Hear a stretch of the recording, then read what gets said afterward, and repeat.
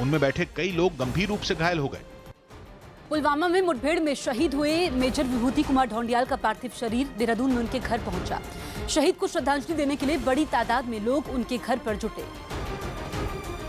और सड़क के दोनों तरफ पार्थिव शरीर के इंतजार में खड़े हो गए। थोड़ी देर बाद सेना की गाड़ी में शहीद का पार्थिव शरीर उनके घर पहुंचा, जिसे देखते ही लोगों ने नारेबाजी शुरू कर दी। सेना के जवानों ने मेजर विभूति कुमार ढौंडियाल के पार्थिव शरीर को कंधा देकर उनके घर में रखा। इसके बाद लोगों के श्रद्धांजलि देने का सिलसिला शुरू हुआ। इस बीच शहीद के परिजन रोते बिलखते पार्थिव शरीर के पास पहुंचे।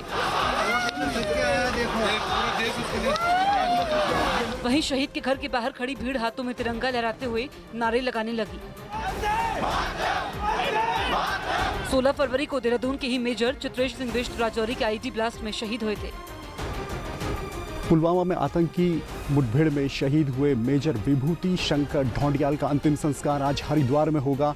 इससे पहले देहरादून के उनके घर में अंतिम यात्रा की तैयारियां यहाँ पर सेना के जवान पहुंचे हुए हैं।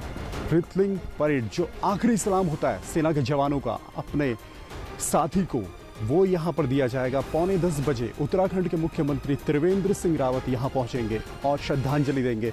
इसी के साथ सेना के कई अफसर भी यहाँ पहुँचेंगे और फिर तकरीबन 10 बजे यहाँ से अंतिम यात्रा शुरू होगी और दोपहर करीब 12 से 1 बजे के बीच हरिद्वार में खड़खड़ी घाट में मेजर विभूति शंकर ढौंडियाल का अंतिम संस्कार किया जाएगा। देश के नाम शहादत दी है, इस देश की सुरक्षा के लिए शहादत दी है और उसी को सलाम करने सभी लोग यहाँ पर पहुँचे हैं। पूरे उत्तराखंड की आंखें नम है और लोग चाहते हैं कि जो शहादत उत्तराखंड के जवान दे रहे हैं लगातार सीमा पर, उसका बदला भारत सरकार जरूर ले। अमेरिका के फ्लोरिडा में एक कार रेस के दौरान हुए भीषण हादसे में 21 कारें आपस में टकरा गईं। यह हादसा तब हुआ जब एक तेज रफ्तार कार रेसिंग ट्रैक की दीवार से बचने के लिए अपनी जगह पर ही घूम गई, जिसकी वजह से रेस के दौरान भीषण हादसा हो गया। कुछ ही पल में रेस में दौड़ रही कई कारें बेकाबू हो गईं और एक दूसरे से टकराने लगी।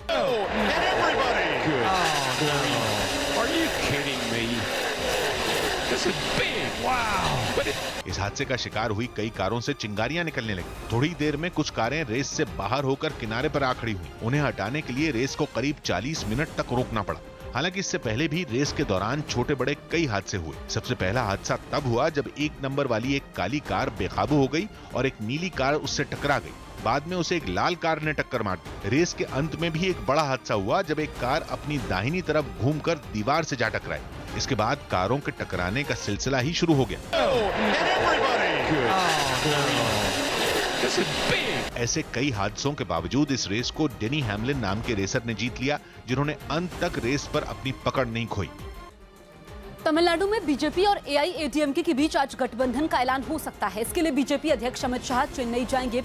सूत्रों के मुताबिक बीजेपी ने 8 से 10 सीटों पर चुनाव लड़ने का दावा ठोका है, जबकि एआईएडीएमके के हवाले से खबर है कि इस गठबंधन में बीजेपी को 6 से ज्यादा सीटें नहीं मिलेंगी।